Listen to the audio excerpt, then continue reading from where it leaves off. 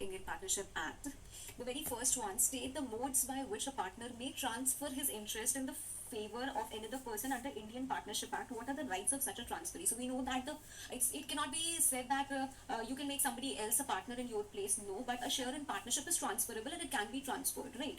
There are two things, the rights of transferee in general and on dissolution. So the right of transferee in general is not entitled to interfere in the conduct of business, inspect books or require accounts. However, when we talk about dissolution, then he will be entitled to get that share of assets, and for that purpose he will also be getting or entitled to the books. Okay. Next, whether a minor may be admitted in the business of a partnership firm, the answer is no, but yes, he can be admitted to the benefits of partnership. Right? When he is admitted to the benefits of partnership, he'll get the share of profits, he will be getting access to accounts, and he can also inspect the accounts, he can sue the other partners if the payment is not made to him. On attaining majority, he may elect to become a partner, he may not elect to become a partner. Next question is a kind of case study. What is it? XYZ and Associates, a partnership firm with three partners, XYZ as senior partners, were engaged in the business of carpet manufacturing. And on 25th August, they inducted Mr. G, an expert, as their partners. They have incorporated another partner. So this is the case of admission of a partner. They already had three partners, then one new partner was admitted. Mr. G was blamed for unauthorized activities and he was expelled. Can he be expelled? Now, expulsion, for expelling any partner, there has to be three conditions which must be fulfilled. That is, the expulsion can be done by majority if the power existed in contract and if done in good faith. What is good faith? That it is in the interest of partnership. He's being served with a notice and he gets an opportunity of being heard. So if that is being done, then it's fine. But if that's not being done, then the expulsion is not going to be a valid one and it's going to be void. Okay. But here we can see that he's doing unauthorized activities. Of course, it is in the best interest of partnership, and it is by united approval. That means everyone has approved its majority, right? And it can be presumed that it's done in good faith, of course. So yes, the expulsion is going to be treated as a valid one. Okay. Question number 4. What is question number 4? A, B, and C are partners.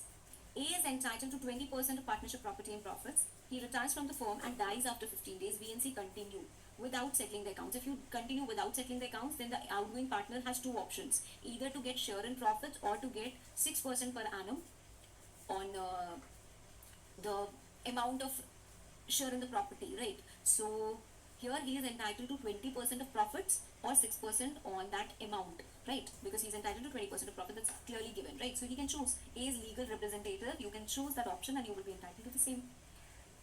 Next is Master X was introduced to the benefits of partnership and with the consent of all the partners. After attaining majority, more than 6 months have elapsed and he has not given a public notice. That means it is presumed that he has become a partner now and he's going to be liable, right? Later on, Mr. L, a supplier, filed a suit. To what extent X will be liable? Can Mr. L recover his debt from X? The answer is yes. He can recover it from X in the same manner he can recover it from any other partner. Because when a minor fails to give a public notice, he becomes a partner and is going to be personally liable to the third parties, right? So his liability starts from after expiry of 6 months, right? So he becomes personally liable for all the acts from the day when he's admitted to partnership. So yes. What is the procedure of registration of partnership firm? Very clear-cut, simple procedure. There is an application, it has to be filed in a manner prescribed, there has to be contents, and you cannot use certain name. Thereafter, when you file the application, registrar of firms is going to give you the certificate of incorporation, right? So very simple. Okay, I didn't tell you what to write and what not to write. Okay, this chapter you have the freedom, right? You can choose any 5 questions. Preferably choose the questions which are of MQP, right? And write those questions. Okay. When does dissolution of partnership takes place, or modes of dissolution? So we have 2 modes of dissolution, right? Dissolution may take place without the intervention of the court or with the intervention of court. Okay. So you have to write both of that: intervention of court, without the intervention of court. Then, Indian Partnership Act does not make the registration compulsory, nor there's any penalty. Discuss the consequences of non-registration. Consequences of non-registration. What are the? You cannot file a suit against a third party can file a suit against yourself, you cannot claim set off, you cannot file a suit against other partners or bring any legal action against other partners. So these are the consequences. Sohan, Rohan and Jay were partners in a firm. The firm is dealer in office furniture. They have regular dealings with ABN Company for the supply of furniture for their business. On 30th June, one of the partners died in a road accident. The firm has ordered this firm to supply the furniture on 25th of May, when Jay was also alive. Now, Rohan and Sohan continued the business in firm's name after Jay's death. The firm did not give any notice about Jay's death. Messrs. A and B Company delivered the furniture after the death of Jay. That is on 25th July, right? He died on 30th June. The fact about Jay's death was known to them at the time of delivery of goods. Afterwards, the firm became insolvent and failed to pay the price of furniture. Now, AB and Company has filed a suit against the firm for recovery of price. You have to tell whether Jay's private estate is also liable or not. We are talking about the case of death, right? So, whenever there is death of a partner, the deceased partner has already died, but he has his estate, right? Estate means his bank balance, everything, right? The estate of deceased partner is not going to be liable after his death. Point number one. Point number two, he is not required to give any public notice to be relieved from the liability. Like if you are a retiring partner, you will be liable till you give a public notice, but in case of death, you are not supposed to give any public notice, right? Thirdly, the delivery of furniture was made after Jay died, right? So clearly he cannot be made, his estate cannot be made liable. His estate can be made liable only for the dates which occurred prior, like when he was a partner. Okay, so he was already dead and he was not supposed to give any public notice, so the state is not liable for these obligations, and he cannot be asked to pay the price of that furniture, or his estate cannot be used for the payment of price of any furniture. Okay. Mr. XU and YU are partners in a partnership firm. Mr. XU introduced MU, an employee, as his partner to ZU. MU remains silent.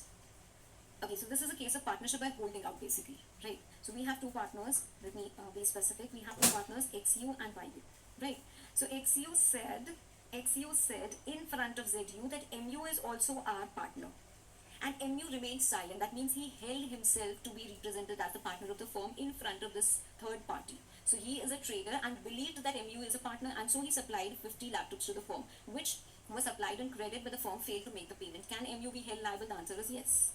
So MU is also liable for the price. Why? Because he also becomes a partner by holding out. Miss Lucy, while drafting partnership deed, has taken care of few important points. What are those points? So what should be taken care of? What is going to be included in the partnership form? Then it has to be made with utmost care. It should be stamped and everything.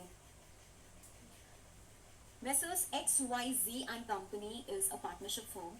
It is an unregistered firm. The firm has purchased some iron rods from another firm, which is also an unregistered firm. Could not pay the price within the time decided. They have filed a suit for recovery. Can they? The answer is no. Because you are unregistered, you cannot file a suit. Okay? Fine. What would be your answer in case this is a registered firm while LMN and Company is an unregistered firm? So LMN and Company, you want to file a suit. Even if the other party is registered, it doesn't matter. You don't have the power to file the suit. So the answer would still be the same. If XYZ and Company is unregistered, but you are registered, then you can go ahead and file a suit. Okay? You don't get the power to file a suit if you are an unregistered firm. That is the most important thing. It doesn't matter whether the third party is registered or third party is not registered. If you are not registered, you cannot file a suit against that third party. Okay? Clear? Fine. Mohan Sohan, question number 13. Mohan, Sohan and Rohan are partners. They admitted Bohan as nominal partner on agreement between all the partners. Bohan is not entitled to share in the profit, so he is a namesake partner. A creditor filed a suit to Bohan for recovery of his debt. Bohan denied as he is just a nominal partner. Now you have to tell whether Bohan is going to be liable or not. First of all, even a nominal partner is liable to third party, so he is going to be liable, right? I have told you that. In fact, we made a chart also for that, right? In case Karan has filed a suit against the firm, whether Bohan would be liable? Yes.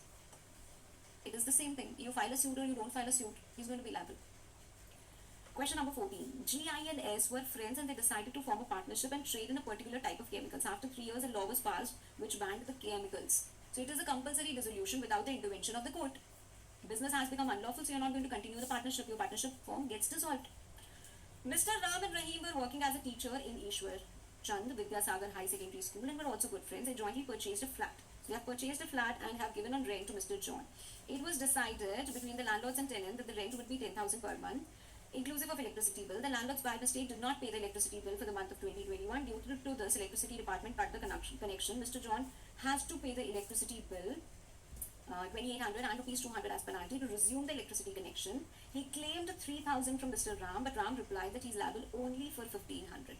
Mr. John said that Mr. Ram and Rahim are partners, therefore he can claim the full amount from the partner. Are they partners? The answer is no, they're not partners. This is not partnership, this is co-ownership. You are only a co-owner of the property, and when I am a co-owner of the property, let's say the property is of 1 crore, then I have the share of only 50 lakhs. So I am equally responsible for half the liabilities and half the benefit.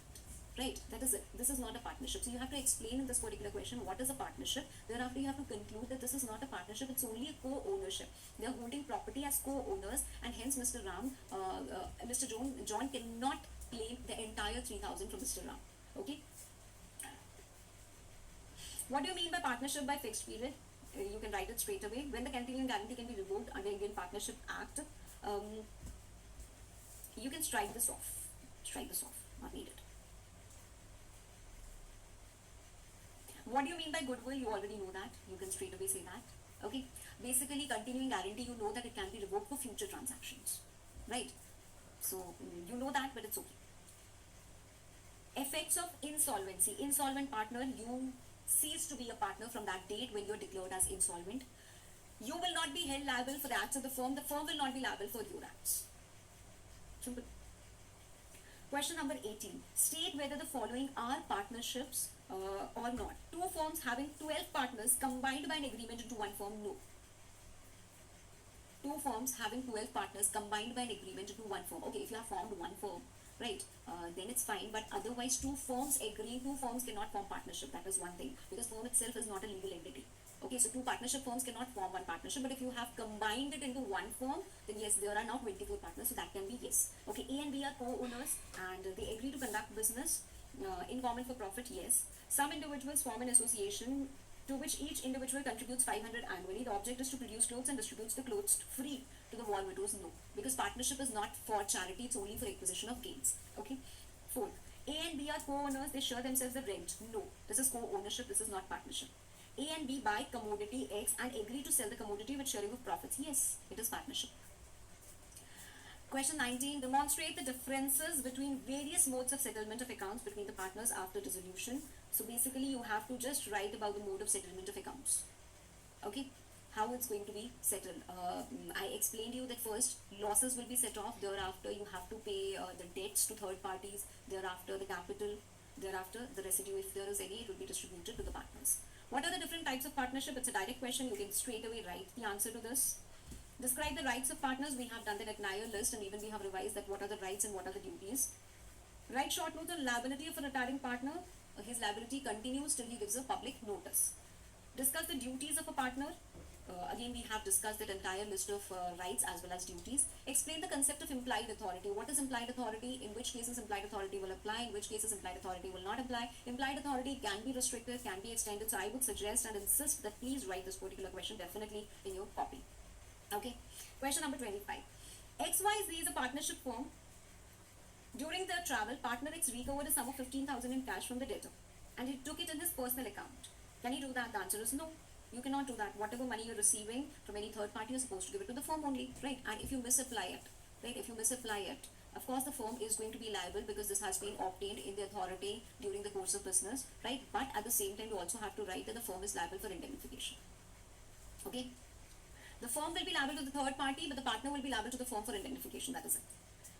Question 26. Messrs. ABC is a partnership firm. X signs a contract with Coal India on behalf of the partnership firm. Can he do so? The answer is yes. Why can he do so? But. When we are talking about the routine matters, how the matters are being done, they are done or the decisions are taken on majority. But a partner is an agent of the firm.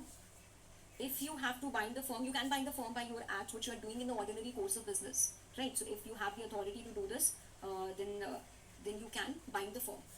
That is called as implied authority, which we have read already.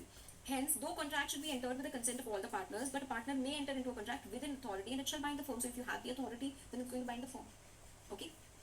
Thereafter, we have the MCQs, which you're going to do, and you're going to check your answer, check your progress. It is not a very difficult chapter, and I have made you done a list of exhaustive case studies, which are not usually asked in examinations. So from the chapter of partnership, you hardly, the coverage is first very low, and secondly, you're not asked a lot of case studies, but I have given you a lot of case studies just because it opens your horizon and you're not stuck in examination. So mostly there will be direct questions, so you're well prepared for that, but even if a case study which is rarely asked is asked, then you will be well prepared because we have done and we have discussed a lot of cases, right? So revise it well, write at least 5 questions in the copy and then move to the next chapter, okay? Thank you.